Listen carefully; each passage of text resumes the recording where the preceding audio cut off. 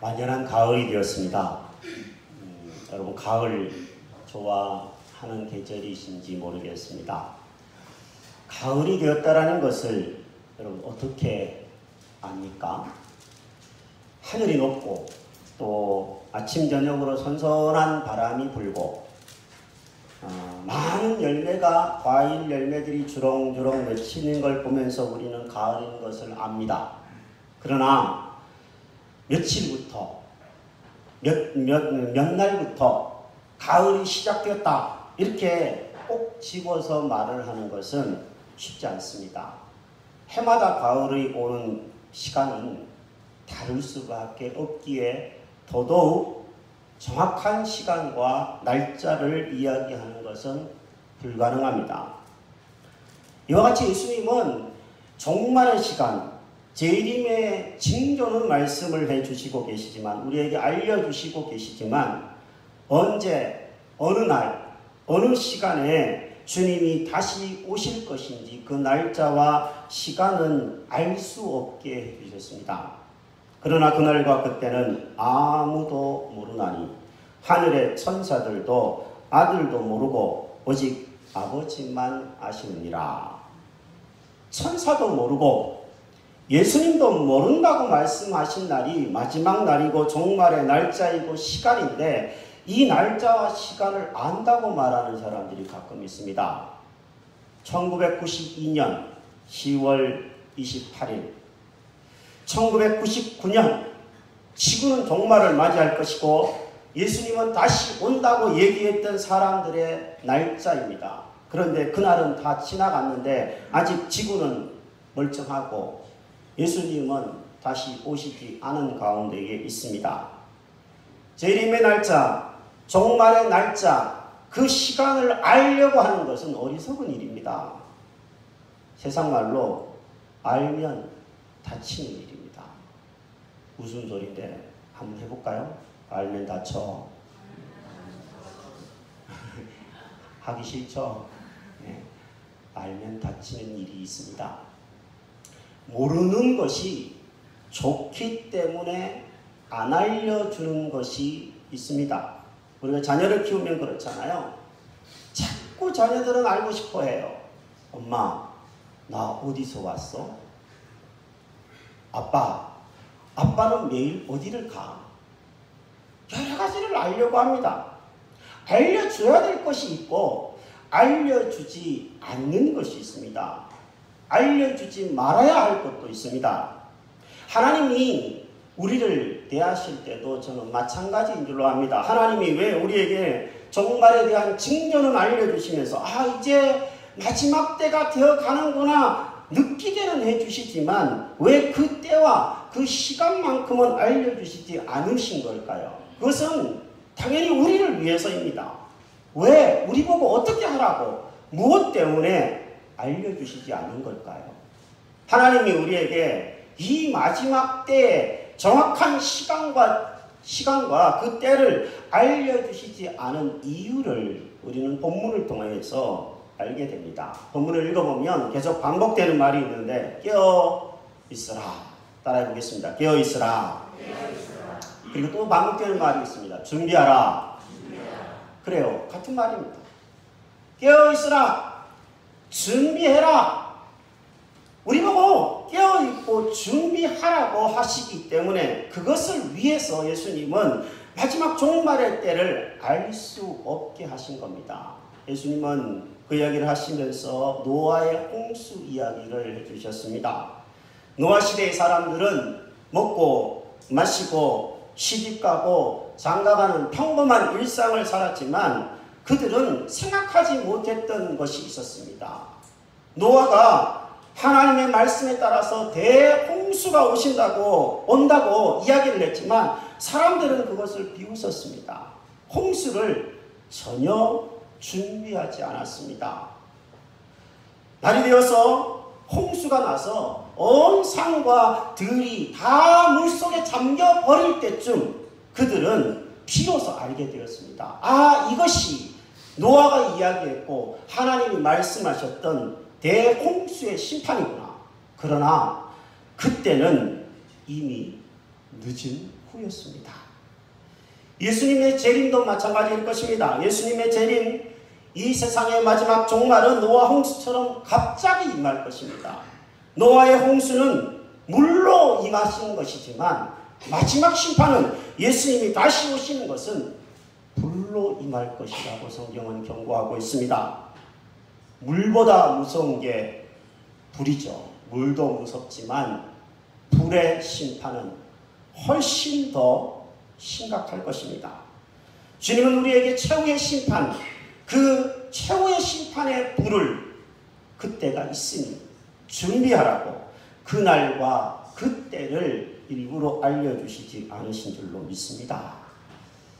여러분, 우리 희망의 교회는 제2의 개척의 비전을 저를 통하여 하나님이 영락 기도원에서 기도할 때 저에게 주셨습니다. 그날 날짜를 저는 기억하고 있는데 2015년 10월 27일이었습니다.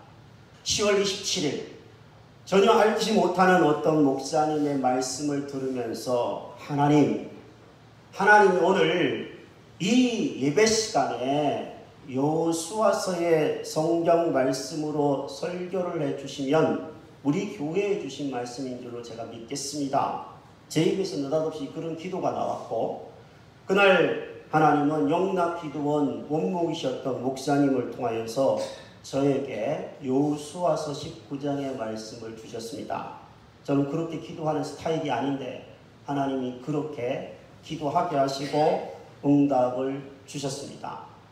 저는 너무너무 확신이 들어서 제 성경에다가 많은 메시지를 들으며 메모를 했습니다. 그날 메모한 것들을 지금도 가지고 있습니다.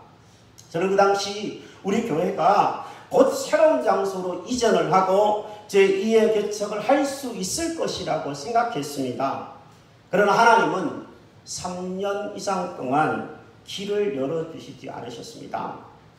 오히려 작년 1년 동안은 교회에 어려움들도 겪게 하셨습니다. 그런 중에 정말 많은 사람들이 술렁이기도 했을 때인데 하나님은 제게 인내하게 하셨습니다. 주신 말씀과 성경 말씀, 그때 주셨던 그 비전의 말씀을 붙들고 새벽마다 기도할 뿐만 아니라 밤중에도 나와서 기도하게 하셨습니다. 지금까지 기도하게 하시는 것을 저는 느끼고 있습니다. 제가 기도한다라는 게 아니라 하나님이 기도하게 하신 줄로 알고 기도하게 하시고 계신 줄로 믿습니다. 그리고 우리 성도님들도 저와 함께 기도하는 일들에 부단히 힘썼던 시간들이 있었습니다. 만일 저와 우리 성도님들이 아무런 준비가 되어 있지 않았다면, 만일 기도도 준비하지 않고 아무런 물질도 준비하지 않고 마음으로 준비하지 않았다면 지금의 교회당으로 이전하는 것, 새롭게 교회가 출발하는 것은 불가능했을 것입니다. 저는 목회자입니다. 사역을 위해서는 일주일 내내 준비해야 합니다. 어떤 분은 이렇게 얘기하는 분이 있어요. 잘 모르는 분의 이야기예요. 목사님들은 참 좋을 것 같아. 일주일에 설교 한 번만 하면 성도님들 찾아가면 밥 사주고 뭐 차 사주고 그런다고 말하는 사람들이 가끔 있더라고요. 우리 교회 성도님들은 그런 분이 없는데 뭘 모르는 분들입니다. 한번 해보실래요? 진짜로 일주일만 딱 해보실래요? 매일 새벽 기도 말씀하고, 어떤 때는 신방 가고, 어떤 때는 교육하고, 어떤 때는 주일날을 오전에 오후에 해보실래요? 일주일만 딱. 아니 한 번만 딱 해보실래요? 그런 얘기 안 할 겁니다. 잘 몰라서 그런 거예요. 저는 늘 생각해요. 말씀과 기도로 준비하지 않고는 하나님의 은혜가 임하기를 기다리는 것은, 그것은 도둑놈 신고라고 생각합니다. 학생이 시험 공부를 전혀 하지 않았는데 시험을 잘 보려고 하는 학생이 있다고 생각해 보십시오. 그것은 불가능한 일입니다. 목회자로서도 저는 그래서 늘 성실하게 준비하지 않으면 안 된다라는 생각을 하고 있습니다. 여러분, 목사가 그래야 되는 것처럼 여러분들도 준비가 필요합니다. 예배에 오는 것들, 많은 분들이 일찍 와서 준비하는 것 전 보면서 요즘에 참 감사합니다. 그런데 여러분, 그리하셔야 합니다. 예배를 준비하셔야 되고, 기도로 준비하셔야 되고, 몸을 준비하셔야 되고, 마음을 준비하셔야 되고, 헌금을 준비해 가지고 오시기를 바랍니다. 여기 와서 헐레벌떡 하지 않게 되기를 바랍니다. 하나님이 우리가 준비된 예배를 드릴 때 더욱더 그 예배의 영광 가운데 임하셔서 우리를 만나주시는 은혜를 경험하게 될 줄로 믿습니다. 교회의 부흥을 위해서도 만약에 그 부흥을 바란다면 여러분 준비해야 합니다. 누가 오든지 간에 기쁨으로 맞이해야 하고, 교회의 좋은 소문을, 예수 그리스도를 믿는 것이 얼마나 기쁜 소식인지를 말해야 합니다. 그럴 때 하나님이 준비하신, 하늘에서 준비하신 부흥을 우리는 맛보게 될 줄로 믿습니다. 무엇보다 여러분과 제가 마지막 날을 준비할 수 있게 되기를 바랍니다. 예수님이 준비하는 것이 얼마나 중요한 것인지 도둑 비유를 들어서 설명을 하신 적이 있습니다. 본문에 나오는데, 너희도 아는 바니 만일 집 주인이 도둑이 어느 시각에 올 줄을 알았더라면 깨어 있어서 그 집을 뚫지 못하게 하였으리라. 이러므로 너희도 준비하고 있으라. 생각하지 않은 때 인자가 오리라 말씀했습니다. 신혼 때였습니다. 단칸방에 살았는데요, 1층 단칸방, 그야말로 간이 방이었습니다. 어느 날 잠을 자는데요, 제 아내는 깨어있고 저는 잠을 자는데 창문이 스르르 열리는 소리가 들리는 거예요. 한밤중. 네.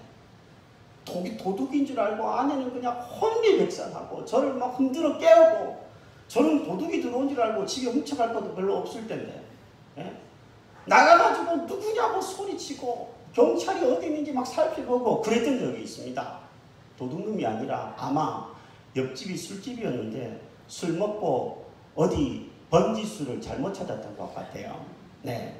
하여튼 그날 얼마나 놀랐는지 뭐 말할 수 없어요. 근데 그 다음부터 정말 문을 꼭꼭 닫고 잡니다.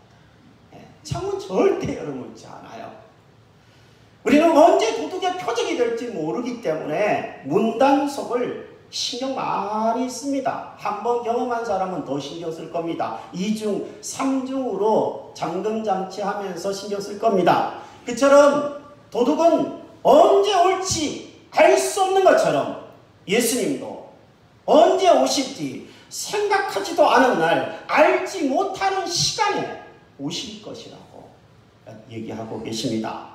여러분, 예수님이 언제 오실지도 모르지만 우리의 인생도 어느 날 갑자기 인생의 마지막은 찾아오게 될 것입니다. 우리는 그날을 준비하면서 함께 깨어있는 사람이 될 수 있기를 축복합니다. 과연 깨어있는다는 게 어떤 걸까요?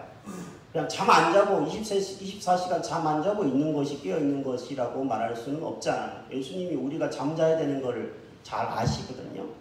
깨어있는 게 도대체 어떤 건지를 좀 알아야지 되지 않겠습니까? 저는 이 본문에 나오는 악한 종과 충성된 종의 비유가 우리가 어떻게 해야지 깨어있는 것인지를 말해주는 비유라고 생각합니다.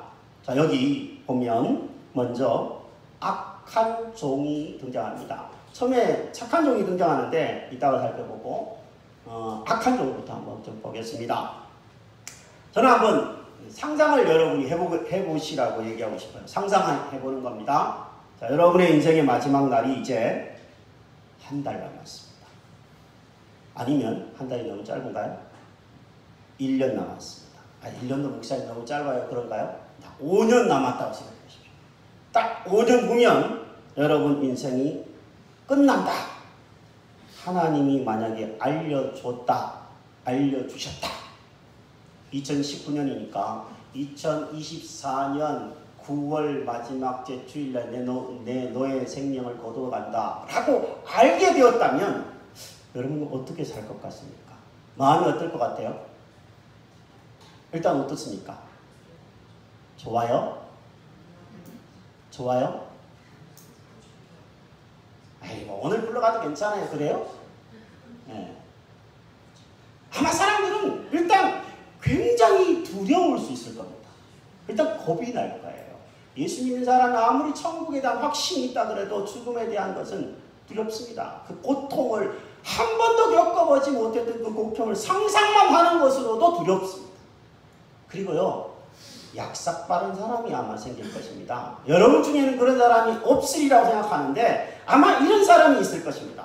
아직 시간이 좀 남았네. 아직 5년 남았네. 아니면 아직 10년 남았네. 우리 젊은 친구들은 당연히 많이 남았다고 생각할 것입니다. 아직 수십 년이 남았네 라고 생각하면서 먹고 마시고 즐기고 그러면서 세상을 즐기고 싶어 할 것입니다. 예수님은 그것을 얘기하신 겁니다. 이 야가 빠진 악한 종이 될 가능성이 우리에게 얼마든지 있기 때문에 예수님은 우리에게 그날과 그 시간을 알려주시지 않으신 겁니다. 악한 종을 한번 보면요, 일단 생각이 비뚤어져 있습니다. 생각이 어떻게 비뚤어져 있냐면 주인이 더디 오리라 이렇게 생각하고 있습니다. 에이, 뭐 설마 다음 달이겠어? 설마 1년 후겠어? 설마 5년 후겠어? 이렇게 생각하고 있습니다. 오늘은 아니겠지? 이렇게 생각하면서 오늘 주일날 안 오신 분들이 꽤 있는 것 같아요. 오늘은 아니겠지? 이렇게 생각하는 거죠. 다음 주에 가면 되지 뭐. 다음 주가 있잖아. 이렇게 생각하는 거죠. 여러분, 이 생각이 상당히 위험한 것임을 이 악한 종의 비유의 생각을 보면 우리가 알게 됩니다. 생각이 비뚤어지면 행동이 삐뚤어집니다. 이 악한 종은 동료를 때립니다. 술 친구들과 더불어 먹고 마십니다. 먹고 마시는 게 나쁜 게 아니에요. 노아의 홍수 때도 먹고 마시고 시집가고 장가갔다 그러는데 먹고 마시고 시집가고 장가가는 게 나쁘다고 성경은 얘기하는 게 아닙니다. 그런데 이 먹고 마시고 시집가고 장가가고 즐기는 것을 주님의 일은 망각한 채 거기에 몰두하는 것을 주님은 경고하고 있으시는 겁니다. 하나님의 나라는 먹고 마시는 그 이상입니다. 하나님의 나라는 성령 안에서 의와 평강과 희락이라고 얘기했습니다. 사랑하는 여러분, 제가 여러분에게 설교를 준비하면서 몇 번이나 문구를 고쳐서 제 아내에게 검사까지 맡으면서 여러분에게 권면하고 싶은 한 가지가 있습니다. 정말 심사숙고해서 하나님이 주신 감동으로 여러분에게 문구까지 고쳐가면서 3번이나 고쳐가면서 여러분에게 권면하고 부탁드리고 싶습니다. 교회에서 성도가 성도끼리 모여서 술 마시고 취하지 않기를 당부드립니다. 이 세상에 수많은 사건과 사고들이 술 때문에 일어납니다. 술 때문에 인생을 망친 이들도 많지만 술 때문에 신앙을 등진 이들은 정말 많이 있습니다. 우리 교회도 제가 목회하면서 보니까 교회를 다니고 예수를 믿는데도 술을 너무 좋아하는 분들이 있었어요. 술 그러면 그냥 자다가도 일어나가지고 술 먹으러 가려고 하는 그런 사람이 있었거든요. 그런데 결국에는 그분들이 교회를 등지게 되는 것을 저는 똑똑히 목격했습니다. 성도들끼리 술 마시며 안주로 삼는 게 뭐냐면 교회 비판하고 성도 비판하고 남 흠집 잡고 그런 것이 될 수 있습니다. 제정신이 아니니까요. 여러분에게 부탁드립니다.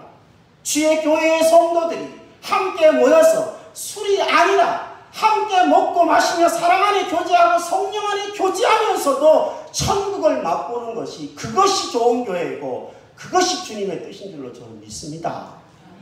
여러분, 천국을 경험하는 것이 교회이잖아요. 술 안 먹어도 경험할 수 있습니다.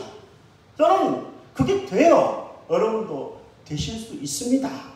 성령 안에서 여러분과 제가 정말 이 악한 종처럼 술 좋아하는 사람들과 먹고 마시면서 때리면서 지내는 게 아니라 충성된 종과 같은 사람이 되기를 축복합니다. 충성된 종은 어떻게 했나요? 악한 종은 동료를 때렸지만 충성된 종은요, 동료들을 위해서 때를 따라 먹을 것을 나누어 주고 있는 것이 차이입니다. 제가 손을 한번 생각해 봤어요. 자, 악한 종의 손은 어떤 손입니까? 때리는 손이죠. 그러니까 어떻게 해요? 손 모양이 어떨 것 같아요? 주먹 쥐는 거죠. 네. 그리고 때린다라는 얘기는요, 저는 주먹뿐만 아니라 손가락질도 있다고 생각합니다. 네. 주먹 쥐고 손가락질 하면서 말로 상대를 때리고 주먹으로 상대를 가격하는 이 주먹손, 이 어떻게 보면 악한 종의 손은 멈추려 있습니다. 그런데요, 착한 종의 손은요, 펴져 있습니다. 남을 축복합니다. 손을 벌려서 말로서 격려하고 축복하는 종인 것 같아요. 또 손을 벌려서 자신이 이웃 동료에게 먹을 것을 만들어주고 나누어주고 있습니다. 저는 주님의 이름으로 여러분에게 축복하고 싶습니다. 여러분의 손이 지금 어떤지 한번 보시기 바랍니다. 주먹을 꽉 쥐고 손가락질 하는 손이었는지 아니면 펴져 있는 손인지를 한번 여러분 보십시오. 평소에 여러분의 손이 주먹 쥐는 손이었다면 주의 은혜로 오늘 펴진 손이 되기를 축복합니다. 그래서 여러분이 남을 섬기고 이웃을 섬기고 가족을 섬기고 동료를 섬기는 것이 자연스러워지는 것이 주님이 마지막 때를 준비하는 길인 줄로 저는 이 비유에서 하나님이 저에게 감동으로 주신 메시지입니다. 사랑하는 여러분, 저는 몇 번 이런 얘기를 한 적이 있습니다. 집에서나 교회에서나 아무리 남자라고 하더라도 집에서도 한 가지 일 정도는 꼭 가사 일에 동참을 하라고 그게 정말 필요하다고 여러 번 말씀드렸습니다. 요즘에는요, 초등학교 교과서에도 남녀 일하는 구분이 따로 없습니다. 다 같이 일하는 것으로 교과서에 등장할 정도로 시대가 달라졌는데 어른들은 좀 생각이 달라요. 내가 그러려고 내가 집안일까지 하려고 장가 갔나? 이런 사람들이 가끔 있어요. 그런데 최근에 어떤 성도님 얘기를 들어보니까 집안일 전혀 하지 않았는데 요즘에 설거지까지 하고 있다고 그러더라고요. 와, 주님이 굉장히 칭찬하실 거라고 생각하고요. 저도 칭찬을 해드렸습니다. 칭찬하고 싶어요. 제 아들이 저에게 1년에 한 번씩 편지를 쓰는데 어젯밤 늦게 설교 준비 다 하고 12시에 들어갔더니 저한테 편지를 살짝 내밀더라고요. 편지의 주 내용은 딱 한 가지입니다. 아빠, 제가 기숙사에 가 있을 때, 집에 없을 때 재활용 버려주셔서 감사합니다. 제가 이제 집에 왔으니까 목요일마다 재활용은 제가 책임지고 버리겠습니다. 주 내용이 그겁니다. 고맙다는 얘기예요. 저는 감동적이었어요. 야, 앞으로 내가 이 재활용에서 해방되는구나 이런 생각도 들었지만 이 아이의 그 마음이 상당히 고맙다라는 생각들이 들었습니다. 여러분, 집에서도 조그마한 일이라도 여러분 돕고 서로가 서로를 돕는 가정이야말로 그 가정이 천국의 분위기 아니겠습니까? 교회도 마찬가지입니다.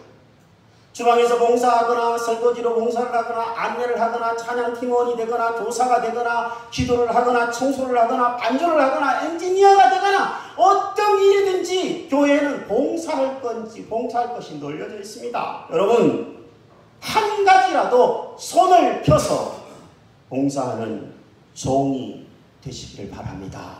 충성된 종이 되기만 한다면 그럴 때일수록 더 우리 교회는 지체의식을 느끼고 한몸의식을 느끼고 가족의식을 느끼면서 좋은 교회가 되어져 갈 줄로 저는 확신합니다. 저는 목사입니다. 제가 하는 일이요, 이 종처럼 착하고 충성된 종처럼 하나님의 집 사람들인 여러분에게 때를 따라 양식을 나누어 주는 게 제 일이라고 생각합니다. 여러분에게 제가 말씀이라고 하는 이 원재료로 여러분에게 말씀을 요리해서 영혼의 양식을 나누어 드리는 일이 제 일입니다. 매번 맛있다, 매번 정말 좋다 이렇게 평가를 듣고 싶은 마음은 없어요. 그건 욕심일 뿐이겠죠. 하지만 어떤 때 가끔은 이런 얘기를 듣고 싶을 때도 있어요. 말씀이 은혜롭습니다. 감동입니다. 이런 얘기를 들으면요, 제가 인간인지라 더 열심히 하려고 노력할 겁니다. 근데 반대로요, 목사님 말씀이 너무 어려워요. 여기까지는 괜찮은데 목사님 설교가 너무 딱딱해요. 너무 공격적인 것 같아요. 이렇게 만약에 설교를 비판하기 시작하면 저 기죽어서 못할 겁니다. 그런 적들이 있었어요. 그런 일들이 일어나기도 하더라고요. 여러분, 설교는 하나님의 말씀은 비판으로 잣대를 들이대는 것이 아니죠. 제가 하나님의 말씀을 그대로 여러분에게 정말 좋은 원재료로 잘 요리해서 전할 수 있도록 저는 최선을 다할 테니까 여러분도 좋은 맛있는 밥상을 받기 위해서 기도로 일해 주시기를 바랍니다. 저는 말씀을 준비하며 일하고 여러분 기도를 일할 때 우리의 예배가 우리의 이 영혼의 밥상이 더 영양가 있고 더 풍성해질 줄로 믿습니다. 오늘 점심 식사할 때도 여러분 제가 부탁드립니다. 짜요. 맛없어요. 이런 얘기는 공격하고 때리는 이야기입니다. 이런 얘기는 하지 마십시오. 정말 하지 말라 그러는데 하지 말라 그러는 주일에 꼭 하는 분이 있더라고요. 이상하게. 그러지 마십시오. 얼마나 일하시는 식사를 준비하시는 손길들을 제가 보니까요. 얼마나 이 손이 부드럽고 이 얼마나 손이 정말 복된지 제가 그 손을 꼭 잡아주고 싶어요. 정말 충성된 종들입니다. 일하는 손들입니다. 여러분 맛있게 먹었습니다. 수고 많이 하셨습니다. 이 말이야말로 여러분 말로서 상대를 세워주는 것이고 그 사람이 더 아름답게 일할 수 있게 하는 것이고 내 몸에도 좋고 건강에도 좋은 길인 줄로 압니다. 여러분 오늘 꼭 이런 얘기 하십시오. 잘 먹었습니다. 수고하셨습니다. 아주 간단하지만 유치원에서도 배우는 이야기지만 이 말이 교회 안에서 많이 일어날 때 우리 교회 더욱더 천국의 잔치집이 될 줄로 믿습니다. 그 일이 식사공사이든 그 일이 설거지든 그 일이 차량이든 그 일이 안내위원이든 찬양팀원이든 리더이든 목사이든 그 일이 하나님이 주신 일인 줄로 알고 충성하는 종이 되는 것, 그것이 주님이 마지막 때를 준비하라고 말씀하시면서 우리에게 주신 메시지인 줄로 믿습니다. 천국과 같은 교회는 하늘에서 뚝 떨어지지 않습니다. 우리가 함께 손을 펴서 작은 것이라도 동료들을 위해 일하는 것, 그것이야말로 좋은 교회가 되는 지름길인 줄로 믿습니다. 예, 여러분의 이야기 하나 하고 메시지를 마칠까 합니다.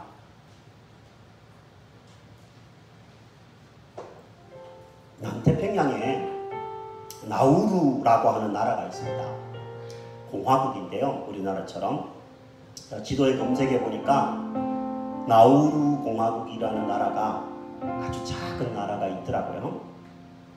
인구는 10,000명 정도밖에 되지 않는 아주 조그마한 섬나라입니다. 우리나라로 말한다면 용산구 정도 되는 아주 작은 나라라고 합니다. 세계대 2차 세계대전 이후에 이 섬에서는요, 희귀 물질이 발견이 되었습니다. 인광석이라고 하는 돌인데요. 새들이 철을 따라서 이렇게 이동하다가 이 섬에 잠시 새들이 거처하면서 똥을 쌌는데 그 똥 싼 것이 나중에 인광석이라는 물질이 되었습니다. 매장량이 엄청나게 많아서요. 나우루 공화국은요, 엄청난 돈을 벌기 시작했습니다. 이때 이 돈을 모든 국민들에게 다 나누어주는 파격적인 국책 사업을 벌였다고 해요. 집, 의료시설, 교육시설, 모든 게 공짜. 그리고 1년에 국민들에게 1억씩 통장으로 입금을 해줬대요. 부럽죠? 와. 용산구 정도 되니까 돈이 어마어마하니까요. 그럴 수 있었대요. 그래서 사람들은요, 수십억짜리 스포츠카를 타고 다녔고요. 해외에 나갈 때는 전용 비행기를 타고 해외여행을 갔대요. 집안의 모든 일들은 외국에서 들여온 외국인 노동자들에게 다 일을 맡겼고요. 심지어 나라의 공무원까지 외국에서 수입해서 일하게 했답니다. 전혀 아쉬울 게 없었어요. 이렇게 나우루 공화국이 풍성하게 살았지만요, 그 인광석은 점점 바닥이 나기 시작했습니다. 그럼에도 불구하고 사람들이 경각심을 가지고 소비를 줄여나가야 됐을 텐데, 그 나라 사람들은요 아무런 대책을 세우지 않았어요. 그리고 결국에는 2003년 인광석은 다 고갈이 되어버렸다고 해요. 사람들은 수십억짜리 스포츠카를 타고 다닐 수 있는 정도였었는데 기름을 못 넣어서 수십억짜리를 세워놓고 있대요. 이런 일이 실제로 나우루 공화국에서 일어나 버렸습니다. 세상의 즐거움과 안락함에 빠져서 신앙을 점점 소홀히 하고 미래를 대비하지 않는다면 진짜 중요한 신앙을 잃어버리고 진짜 중요한 것을 잃어버리고 말 것입니다. 나우루의 사람들은 노아 시대에 노아 이외의 다른 사람들은 마지막을 준비하지 못했던 어리석은 사람들이었습니다. 마지막이 있는데도 불구하고 설마 다음에 나중에 이랬던 거죠. 종말은 노아 홍수처럼 알지도 못하는 시간에 불시에 우리를 찾아올 것입니다. 하나님이 알 수 없게 하신 이유는 우리 보고 준비하라고 깨어있으라고 그렇게 하신 겁니다. 우리 주님은 봄에 오실지 여름에 오실지 아니면 가을에 오실지 겨울에 오실지 알 수 없습니다. 우리의 인생의 마지막 날도 올해가 될지 5년 후가 될지 10년 후가 될지 주일이 될지 평일이 될지 이번 주가 될지 다음 주가 될지 아무도 알 수 없게 하셨습니다. 오직 그 날과 그때는 하나님만이 아시고 우리에게 안 알려주셨습니다. 그 이유는 우리를 위해서입니다. 우리 보고 준비하라고 깨어있으라고. 그날 여러분들은 주님 앞에 어떤 모습으로 서고 싶습니까? 우리 모두 이웃을 위해 교회를 위해 충성되게 일하다가 편손으로 주님을 맞이할 수 있게 되기를 주의 이름으로 축복합니다.